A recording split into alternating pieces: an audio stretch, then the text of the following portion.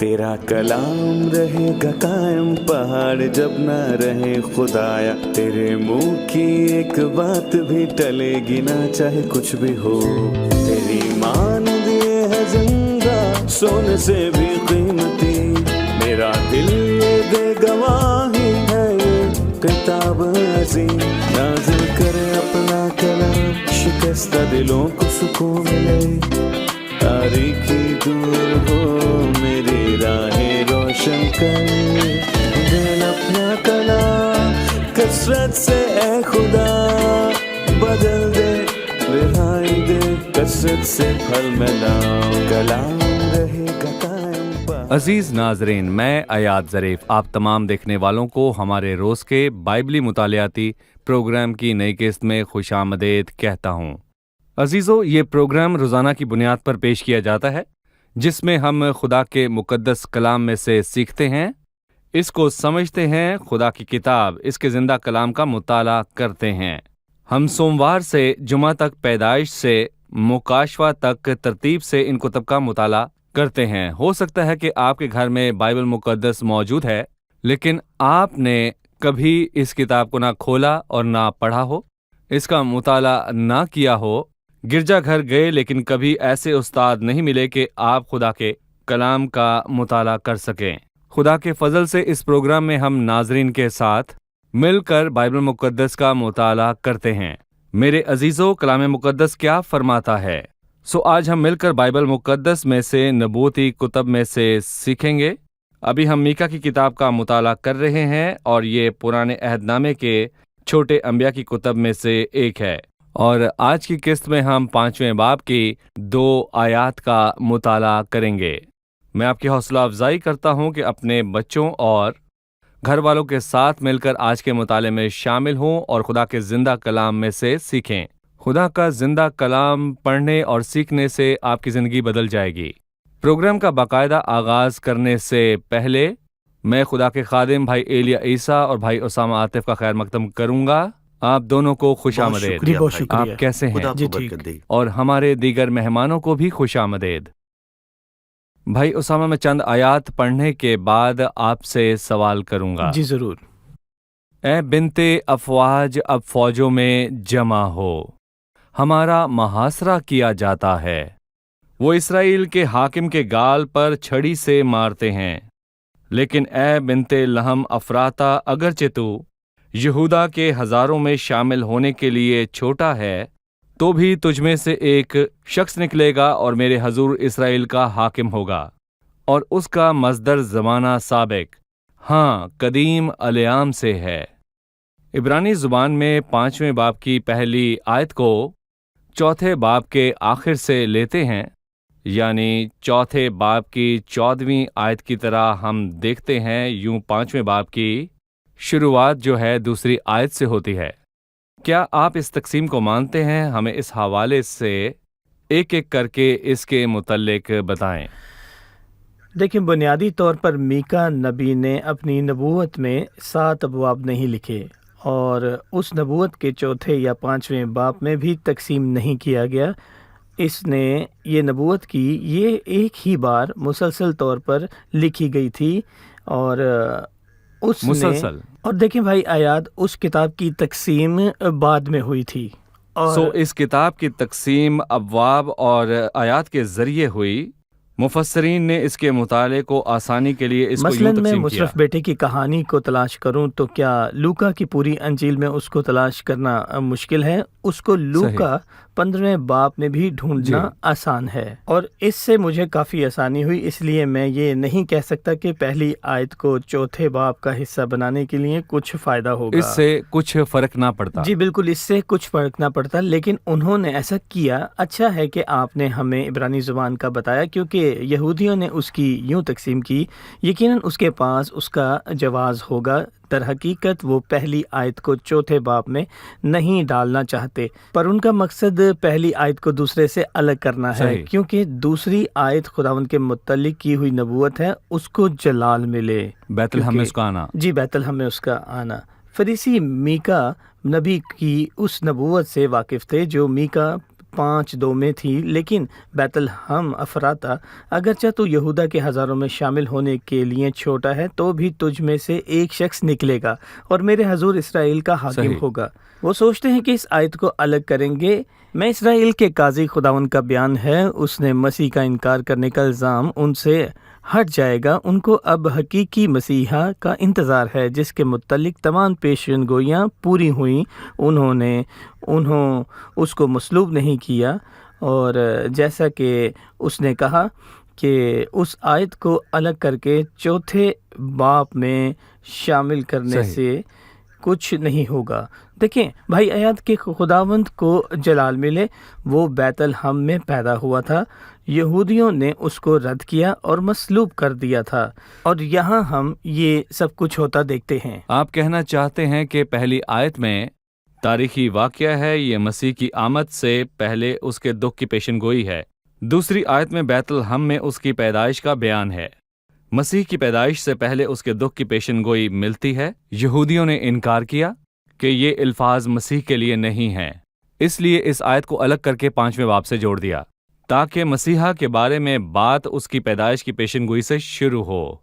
दूसरी बात उसकी पैदाइश की जगह बयान है। इससे एक और सवाल पैदा होता है, यहाँ मसीह की पैदाइश और उसके बाद उसके दुखों का बयान नहीं किया। दर हकीकत सब जीने के लिए पैदा हुए, लेकिन खुदावन मसलूब होने के लिए पैदा हुआ। मैं इसी सबब से तो इसी घड़ी को पहुंचा हूँ, मैं सही। कुर्बान होने के लिए आया हूँ। और देखें भाई आयात, इसमें कुछ भी अजीब नहीं कि मसीह के दुखों का बयान उसकी पैदाइश से किया गया है पहला, और देखें उसके आने का मकसद यही ही था। भाई एलिया, मैं पहली आयत पर आपकी राय चाहता हूँ। यहूदियों के रब्बी के ख्याल के अलावा मैंने बहुत से मुफक्करीन को पढ़ा है जो यही सोच रखते हैं। उनका ख्याल है कि इसराइल का काजी ही यहूदा का आखिरी बादशाह है, यानी कि सिदकिया बादशाह ही वो बादशाह है। सिदकिया। और अगर आप बाइबल मुकद्दस के हकीकी ख्यालात को जानना चाहते हैं, जैसा कि भाई उसामा ने कहा, तो मैं कहूँगा कि ये अल्फाज सिदकिया बादशाह पर सादिक नहीं आते। और मैं यहाँ ये भी कहना चाहूँगा कि इसकी 3 ज़ाहिरी वजूहात हैं। जी। गौर करें कि चौथे बाब में आपके लफ्ज़ का इस्तेमाल तकरीबन 2 मरतबा हुआ। जी। हम 9वीं आयत से ये जानते हैं कि यहाँ बाबल की असीरी की बात हो रही है। ये चौथे बाब में है और 11वीं आयत से मुस्तकबिल के हवाले से लिखा है कि गैर कौमें उनका मुहासरा करेंगी ताकि उनको तबाह करें। यहाँ पर लिखा है, ए बिनते अफवाज अब फौजों में जमा हो। और उसने यहाँ पर उस वाक़े की बात की जो मुस्तकबिल में होने को है, मतलब कि इसराइल के गिर्द फौज जमा होकर इसराइल का मुहासरा करेगी। कौन उनको बचाएगा?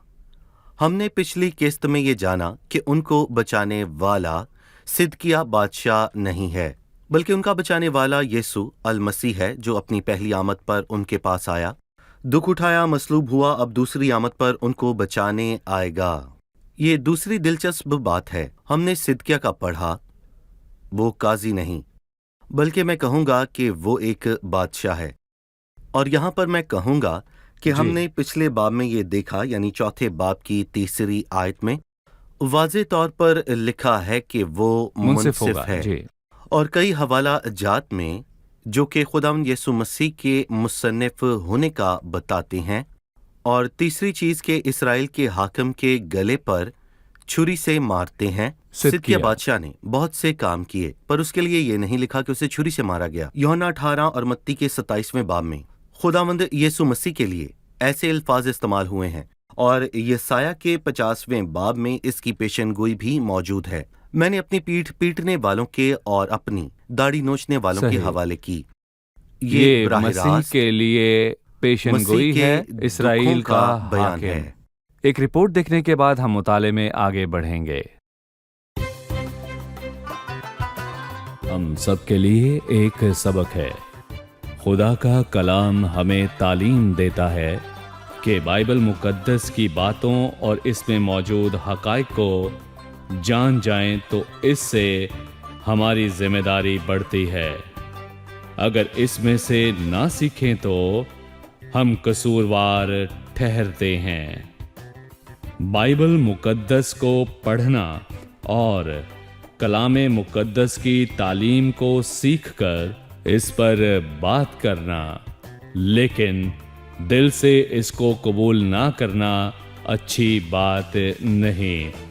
अगर इसके मुताबिक ज़िंदगी ना गुजारें और ना चलें तो ये ख़तरनाक है। मेरे दोस्तों, ख़बरदार रहें, कलाम मुक़द्दस के मुताबिक ज़िंदगी बसर करें।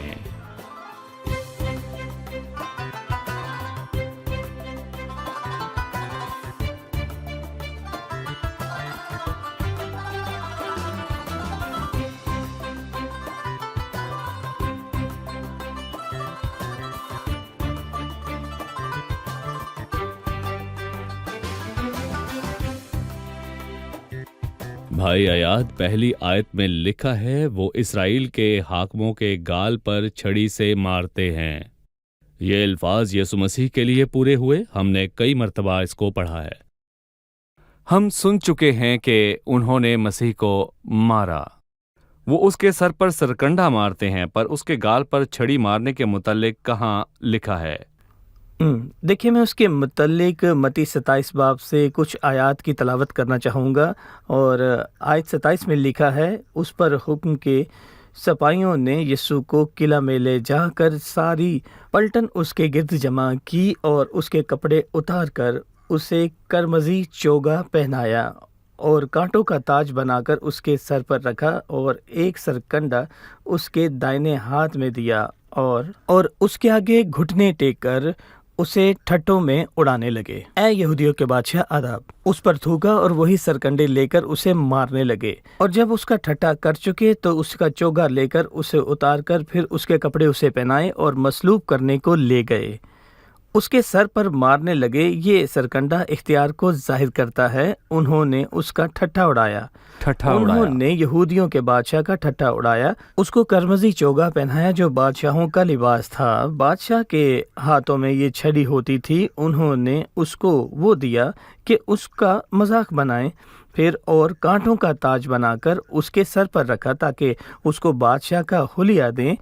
उन्होंने सरकंडा जो उसके हाथ में बादशाही का निशान है और उसके सर पर मारने लगे। यहाँ मारने लगे के अल्फाज फाल और हाल है, और ये फाल हाल से जारी में है, यानी एक मर्तबा उसके सर पे नहीं मारा, कई मर्तबा वो उसको मारते रहे ताकि उस ताज का हर एक कांटा उसके सर में जाकर लगे और उसके जख्म हो जाए और उसको मारा जाए।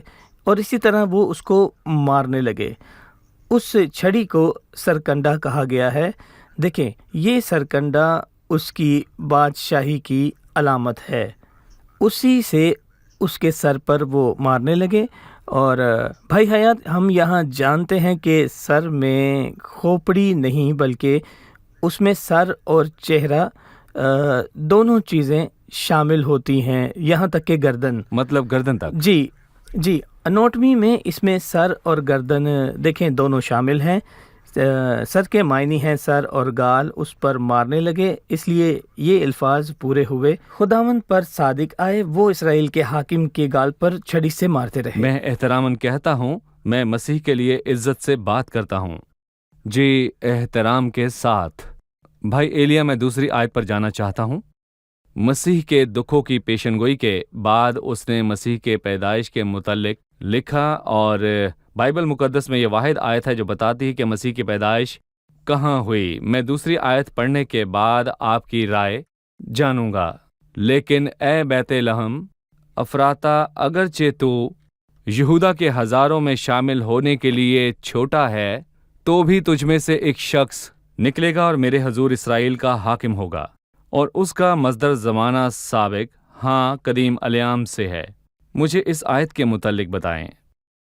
इस पर तवज्जो मरकूज करवाने से पहले मैं आपसे ये कहना चाहूँगा कि हमारे पास खुदा का जिंदा कलाम है और हम सबको इसकी इज्जत करनी चाहिए, क्योंकि बाइबल मुकद्दस एक नबूवत की किताब है और इसमें मौजूद पेशनगोइयाँ हमेशा पूरी हुई हैं। ये पाकरू के इल्हाम से लिखी गई है और मीका नबी ने ये नबूवत यीशु मसीह की पैदाइश से 7 साल कब्ल की थी। اور یہ واحد پیشن گوئی ہے جس میں یسوع مسیح کی پیدائش کی جگہ کا واضح طور پر بیان ہوا ہے۔ اور یہی نہیں بلکہ میکا نبی نے یسوع مسیح کی پیدائش سے 700 سال پہلے ہی اس کی پیدائش کی جگہ کے بارے میں واضح طور پر بتا دیا۔ مسیح کی پیدائش کے حوالے سے تو بہت سے حوالہ جات موجود ہیں۔ دانیل 9 میں بھی اس کے بارے میں لکھا ہے۔ یسایا کی پیشن گوئی میں مسیح کی پیدائش کا واضح بیان ہے، اور خداوند یسوع مسیح کے بارے میں یہ شاندار الفاظ ہیں۔ پرانے عہد نامے میں بھی پیشن گوئیاں ہیں، لیکن میکا نبی نے یہاں بیت لحم کا بتایا، اور بائبل مقدس کا مطالعہ کرنے والے یہ بخوبی جانتے ہیں کہ اس شہر کے بہت سے نام ہیں۔ یہ باقی شہروں سے نمایاں ہے اور اس کو اسی نام سے بلایا جاتا ہے، اے بیت لحم افراتا، اور یہ یہودیوں کے بیت لحم کا نام ہے۔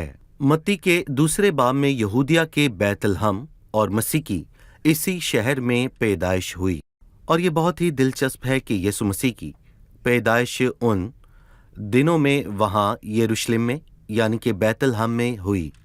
سردار کاہن اور تمام فریسی اس بات سے واقف تھے، اور جب ہیرودیس نے یہ جاننے کی کوشش کی کہ یسوع مسیح کی پیدائش کہاں ہوئی، اس نے لوگوں سے پوچھا۔ انہوں نے نبی کی پیشن گوئی کا بتایا، اے بیت لحم یہودا کے علاقے، تو یہودا کے حاکموں میں سے ہرگز چھوٹا نہیں، کیونکہ تجھ میں سے ایک سردار نکلے گا جو میری امت اسرائیل کی گلہ بانی کرے گا۔ میکا نبی کی نبوت میں لکھا ہے کہ چھوٹا ہے، جی پر انہوں نے کہا لکھا ہے کہ تو ہرگز چھوٹا نہیں۔ یقیناً یہ دونوں درست ہیں۔ جی اگر آپ یہودا کا موازنہ دوسرے شہروں سے کریں تو یہ ایک چھوٹا سا شہر ہے، یہ باقی تمام شہروں سے چھوٹا ہے، یہ بڑا شہر نہیں، اور میکا نبی نے اس کی بات کی، لیکن وہ سب سے چھوٹا نہیں، کیونکہ وہ ایک ایسا شہر ہے جہاں پر ہمارے منجی یسوع مسیح کی پیدائش ہوئی تھی، تو وہ چھوٹا نہیں ہو سکتا، وہ چھوٹا نہیں، یہ ایک بڑا شرف ہے، اور یہ جگہ میں کہوں گا کہ بہت مشہور جگہ ہے۔ یہ دنیا کی خاص جگہوں میں سے ایک ہے، کیونکہ یسوع مسیح کی پیدائش اسی جگہ پر ہوئی ہے، اس لیے وہ چھوٹا شہر خداوند یسوع مسیح سے جڑ کر بڑا ہو گیا ہے۔ جی ٹھیک ہے۔ دیکھیں بھائی، ایلیا نے خاص کر بیت لحم کی بات کی، اگرچہ تو یہودا کے ہزاروں میں سے شامل ہونے کے لیے چھوٹا ہے۔ اگر ہم یشوع 15 باب میں یہودا کے شہروں پر غور کریں تو اس میں بیت لحم افراتا کا بیان نہیں، عام زبان میں یہ بہت چھوٹا علاقہ ہے۔ کا ذکر جی ہوا۔ علاقہ چھوٹا تھا کہ وہ اس کے نقشہ میں موجود نہیں تھا، لیکن یہ پوری دنیا کا مرکز بنا، اس لیے بہت سی نبوتوں کی بات کی جس میں خداوند کی پیدائش کی جگہ، اس کے دکھوں، اس کے مر جانے اور اس کے جی اٹھنے اور آسمان پر چڑھ جانے کے متعلق یہاں پر لکھا ہے۔ دیکھیں، مجھے یاد ہے ریاضی کے ایک سائنسدان نے 33 مشہور ترین پیشن گوئیوں کی باتیں کی جو مکمل ہوئیں۔ کچھ لوگ اس کو اتفاق کہتے ہیں، مسیح کے لیے ضروری تھا کہ وہ بیت لحم میں پیدا ہو اور نہ صرف کہلائے، مصر کی زمین سے نکلے تاکہ یہ سب پیشن گوئیاں پوری ہو سکیں۔ اگر ہم ان سب نبوتوں اور پیشن گوئیوں کا اندازہ لگائیں اور اسے جانچیں تو ان کو مکمل ہونے کے پورے امکانات تھے۔ یہ 1% 1 لاکھ میں سے ایک مرتبہ یا 10 لاکھ میں سے ایک مرتبہ نہیں، بلکہ یہ پیشن گوئیاں پوری ہوئی ہیں۔ دیکھیں، 1 تا 1 میں 180 صفر ہیں اور ہم اس کو لکھ بھی نہیں سکتے۔ اور یہاں پر ہم خدا کے اختیار کو بھی دیکھتے ہیں۔ خدا کا اختیار، جی خدا کا اختیار۔ میں بیت لحم پر بات کروں گا۔ در حقیقت مریم اور یوسف بیت لحم میں نہیں رہتے تھے، بالکل، لیکن مسیح کی پیدائش بیت لحم میں ہوئی۔ میں لوکا کی انجیل میں موجود پہلے باب میں 26 آیت پڑھوں گا۔ 6 مہینے میں جبرائیل فرشتہ خدا کی طرف سے گلیل کے ایک شہر میں جس کا نام ناصرت تھا، یہ بیت لحم نہیں، ناصرت کا شہر تھا، بالکل، لیکن کلام بتاتا ہے کہ اس کی پیدائش بیت لحم میں ہوئی تھی۔ بیت لحم میں اس لیے لوکا 2 باب میں لکھا ہے، ان دنوں میں ایسا ہوا کہ قیصر اوگسطس کی طرف سے یہ حکم جاری ہوا کہ ساری دنیا کے لوگوں کے نام لکھے جائیں۔ یہ پہلی اسم نویسی سوریا کے حاکم کورنیوس کے عہد میں ہوئی، اور سب لوگ نام لکھوانے کے لیے اپنے اپنے شہر کو گئے۔ پس یوسف بھی گلیل کے شہر ناصرت سے داؤد کے شہر بیت لحم کو گیا، جو یہودیہ میں ہے، اس لیے کہ وہ داؤد کے گھرانے اور اولاد سے تھا۔ یہ خدا کا اختیار ہے۔ یوسف اور مریم ناصرت میں رہتے تھے، اور 700 سال پہلے یہ پیشن گوئی ہوئی کہ مسیح کی پیدائش بیت لحم میں ہوگی۔ خدا کے اختیار نے اس کو ممکن کیا۔ قیصر اوگسطس نے ایک حکم جاری کیا کہ سب لوگ اپنے باپ دادا کے علاقے کو جائیں تاکہ وہاں اپنے نام درج کروائیں۔ اس لیے یوسف اور مریم بیت لحم گئے جہاں مسیح کی پیدائش ہوئی۔ یہ سب کس نے کیا؟ خداوند نے۔ خداوند نے۔ یہ خدا کا اختیار ہے، ہم اس پر بات کریں گے۔ وقفے کے بعد ہم مہمانوں سے ایک اور سوال لیں گے۔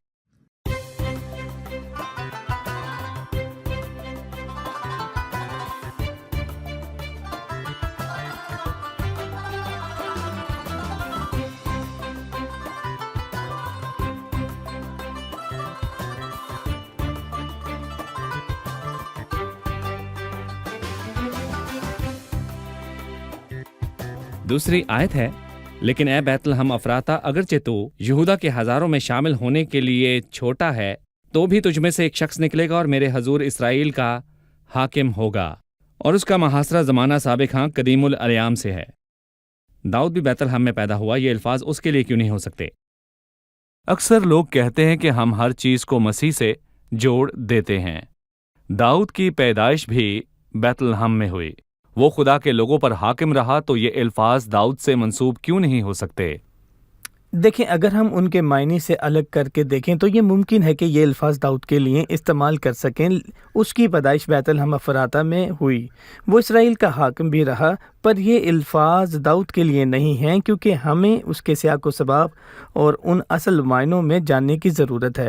لیکن اے بیت لحم افراتا، اگرچہ تو یہودا کے ہزاروں میں شامل ہونے کے لیے چھوٹا ہے، تو بھی تجھ میں سے ایک شخص نکلے گا اور میرے حضور اسرائیل کا حاکم ہوگا، اور اس کا مصدر زمانہ سابق قدیم الیام سے ہے۔ کیا داؤد کا مصدر زمانہ سابق اور قدیم الیام سے ہے؟ اس لیے یہ الفاظ داؤد پر صادق نہیں آتے، کیونکہ جب میکا نبی نے اس کی پیدائش کی بات کی تو اس کی ابدیت کا بھی بیان کیا، اور یہ الفاظ مسیح کے لیے تھے۔ ہمارے خداوند کے لیے جب بھی بائبل مقدس میں مسیح کی الوہیت کا بیان ہوا، ہم یاد رکھیں وہ کامل انسان تھا، اور جب اس کی انسانیت کا بیان ہو تو یاد رکھیں کہ وہ خدا ہے۔ اگر اس کی الوہیت پر غور کریں، اس کی انسانیت کا انکار کریں، تو یہ بدعت کے مترادف ہے۔ اس میں سر اور چہرہ دونوں شامل ہیں۔ مسیح کی الوہیت اور انسانیت کو ایک ساتھ دیکھیں۔ وہ بیت لحم میں پیدا ہوا، لیکن اپنے الوہیت میں وہ ازل سے ابد تک ہے۔ مجسم ہو کر آنے سے قبل اس کا مصدر زمانہ سابق قدیم الیام سے ہے۔ تاریخی طور پر میکا نبی نے یہ الفاظ داؤد نبی کے کئی سالوں بعد لکھے، اس لیے اگر یہ داؤد کے متعلق ہو تو نبوت نہیں بلکہ تاریخ کا بیان ہے، مگر میکا نبی نے مستقبل میں ہونے والے واقعے کے بارے میں پیشن گوئی کی۔ یہ مسیح کی پیدائش اور اس کی ابدیت کے بارے میں ہے۔ پاک روح کے الہام سے میں کہوں گا کہ ہمیں یہ نبوت ملتی ہے تاکہ ہم یہ بآسانی سمجھ جائیں کہ یہ نبوت کس کے متعلق ہے۔ اگر یہ داؤد کے متعلق ہوتی تو یہاں تک ہوتی کہ وہ اسرائیل کا حاکم ہو گیا، اور داؤد وہ بادشاہ ہے جو خدا کے دل کے مطابق ہے، لیکن اس کا مصدر زمانہ سابق قدیم الایام سے نہیں ہے۔ داؤد بادشاہ یا کوئی بھی شخص اپنی پیدائش سے پہلے موجود نہیں ہوتا، اس کا وجود اس کی پیدائش کے ساتھ ہوتا ہے، لیکن لکھا ہے کہ اس کا مصدر زمانہ سابق قدیم الایام سے ہے۔ یقیناً یہ الفاظ داؤد کے لیے نہیں ہیں، بلکہ یہ داؤد کی نسل سے آنے والے مسیح کے لیے ہیں۔ میں میرے حضور کے الفاظ پر ٹھہروں گا۔ اس نے مسیح کی بات کی، اس کا نام مبارک ہو، بیت لحم میں سے ایک شخص نکلے گا، میرے حضور۔ یعنی مسیح کے دنیا میں آنے کا ایک مقصد یہی ہے کہ خدا کا جلال دے۔ مسیح کی پیدائش سے یہ کس طرح پورا ہوا، ہمیں اس کے بارے میں بتائیں۔ در حقیقت میں کہوں گا کہ تخلیق کے 4000 سال کے بعد بھی خداوند یسوع مسیح کی آمد سے پہلے انسان کئی آزمائشوں میں پڑا تھا، اور ہر ایک میں اس کی ناکامی ظاہر ہوئی، اور پولس رسول نے رومیو کے 3 باب میں انسان کی ناکامی اور اس کی اصل حالت کا واضح بیان کیا۔ کوئی راست باز نہیں، ایک بھی نہیں، سب گمراہ ہیں اور خدا کے جلال سے محروم ہیں۔ لیکن جب یسوع مسیح آیا تو لکھا ہے دوسرا آدمی آسمانی ہے، پر میں کہوں گا کہ یہاں دوسرے سے مراد وہ رتبہ دوسرا رتبہ یا دوسرا درجہ نہیں ہے، بلکہ ان سے وہ مختلف ان کی طرح نہیں ہے، وہ قابل اور کامل ہے۔ اور کلام مقدس میں لکھا ہے کہ جو میں نے چھینا نہیں وہ مجھے دینا پڑا، اور اس نے پوری زندگی باپ کو جلال دیا اور اپنے لیے کچھ نہ کیا، اور اس نے کہا میں ہمیشہ وہی کام کرتا ہوں جو اسے پسند آتے ہیں۔ یوحنا 17ویں باب کی 4 آیت میں لکھا ہے، اپنی آنکھیں آسمان کی طرف اٹھا کر میں نے زمین پر تیرا جلال ظاہر کیا۔ اور ہم اس اہم بات کو نہ بھولیں کہ جب وہ صلیب کی راہ پر تھا تو ہم اس کو یوں سمجھتے ہیں کہ وہ ہماری تمام مشکلوں کے لیے اور ہمارے تمام دکھوں کو اٹھانے کے لیے صلیب پر گیا۔ بے شک یہ درست ہے، لیکن اس سے پہلے فلپیوں 2:5 میں لکھا ہے، اپنے آپ کو خالی کر دیا اور یہاں تک فرما بردار رہا کہ موت بلکہ صلیبی موت گوارا کی، اور یہ باپ کی مرضی پوری کرنے کے لیے تھی، اور اس نے اس صلیبی سفر میں باپ کو عزت دی۔ صحیح۔ اس نے میری صلیب اٹھائی تاکہ اپنے باپ کو عزت بخشے، اس کے کہ جلال ہم کو پھر سے اس ظاہر کے جلال کرے۔ کو دیکھ سکیں۔ جی صحیح۔ دیکھیں یہاں لکھا ہے کہ میرے حضور حاکم ہوگا۔ خداوند یسوع مسیح کی زندگی اور اس کی موت میں 2 آیات کا تذکرہ ہے، ان میں یہی الفاظ شامل ہوئے۔ میرے حضور یہ نہایت بہت خوبصورت ہیں۔ مسیح کے لڑکپن ہی سے مریم اور یوسف فسح کے وقت 3 دن تک اس کو ڈھونڈتے رہے تھے۔ دیکھیں مسیح نے جواب دیا کہ تم کو معلوم نہ تھا کہ مجھے اپنے باپ کے ہاں ہونا ضرور ہے۔ اس کی موت کے حوالہ سے لکھا ہے، جس نے اپنے آپ کو ازلی روح کے وسیلہ سے خدا کے سامنے بے عیب قربان کر دیا۔ صحیح، شکریہ۔ یہ الفاظ مسیح کی شخصیت، اس کے دکھوں، اس کے جلال کے متعلق ہیں۔ یہ پیشن گوئیاں مسیح کے لیے ہیں۔ ہم ناظرین کو اس کی مثال دینا چاہتے ہیں اور امید کرتے ہیں کہ کلام پڑھنے سے آپ اس کی قدرت کو جانیں گے۔ آگے بھی ہم اپنا مطالعہ جاری رکھیں گے۔ آپ کا شکریہ اور تمام مہمانوں کا بھی شکریہ۔ عزیز ناظرین، میں میکا 5:2 کے ساتھ اس قسط کا اختتام کرنا چاہوں گا، اور اس آیت میں مسیح یسوع کی پیدائش کا بیان کیا گیا ہے۔ لیکن اے بیت لحم افراتا، اگرچہ تو یہودا کے ہزاروں میں شامل ہونے کے لیے چھوٹا ہے، تو بھی تجھ میں سے ایک شخص نکلے گا اور میرے حضور اسرائیل کا حاکم ہوگا، اور اس کا مصدر زمانہ سابق، ہاں قدیم الایام سے ہے۔ عزیزو، ہم نے سیکھا کہ یہ الفاظ مسیح یسوع کے لیے ہیں، جس کی پیدائش بیت لحم میں ہوئی۔ اپنی الوہیت میں وہ ازل سے ابد تک موجود ہے۔ وہ قدیم الایام سے ہے۔ پرانے عہد نامے اور نئے عہد نامے کا موضوع خود مسیح ہے، کیونکہ یسوع کی گواہی نبوت کی روح ہے۔ نبوت کی روح۔ پرانے عہد نامے میں مسیح کی آمد کا بیان ہوا، اس کے دکھوں کا تذکرہ ہوا، اس کے جلال کا بیان ہوا، اس کی علامات موجود ہیں۔ سینکڑوں پیشن گوئیاں مسیح یسوع کی پیدائش کے بارے میں بتاتی ہیں کہ وہ کب پیدا ہوا اور وہ کہاں کہاں رہا، اور یہ پیشن گوئیاں یہ بھی بتاتی ہیں کہ اس کی موت کیسے ہوگی، اور یہ تمام پیشن گوئیاں مکمل ہوئیں۔ اس کے علاوہ جلال اور قدرت میں مسیح کی آمد کا بھی بیان موجود ہے۔ 1000 سالہ بادشاہی۔ عزیزو، یہ تمام نبوتیں پوری ہوں گی، حرفاً۔ اگر آپ پرانے عہد نامے میں سے مسیح کو ڈھونڈنا چاہتے ہیں تو ان تمام پیشن گوئیوں میں آپ اس کو پا سکتے ہیں۔ ان پیشن گوئیوں کی تمام علامات میں مسیح پایا جاتا ہے۔ میرے عزیزو، کیونکہ لکھا ہے یسوع کی گواہی نبوت کی روح ہے۔ ہم نے سیکھا کہ بائبل مقدس کو ہم اپنے ذہن میں اور اپنے دلوں میں نقش کریں، کیونکہ یہ زندہ خدا کی کتاب ہے۔ اس میں ناراستی نہیں، اس میں کوئی جھوٹ نہیں۔ اگلی قسط میں آپ سے پھر ملاقات ہوگی۔ خداوند آپ سب کو برکت دے۔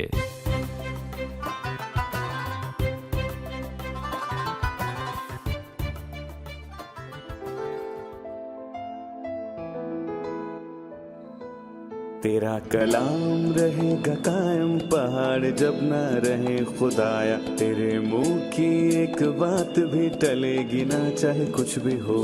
تیری مان دیے ہے زندہ، سونے سے بھی قیمتی، میرا دل یہ دے گواہی ہے، یہ کتاب عظیم نازل کرے اپنا کلام، شکستہ دلوں کو سکون ملے، تاریکی دور ہو میری راہیں روشن کر، دل اپنا کلام کثرت سے اے خدا بدل دے، رہائی دے کثرت سے پھل ملاؤ۔ کلام رہے گا قائم، پہاڑ جب نہ رہے خدایا، تیرے منہ کی ایک بات بھی ٹلے گی نہ چاہے کچھ بھی ہو.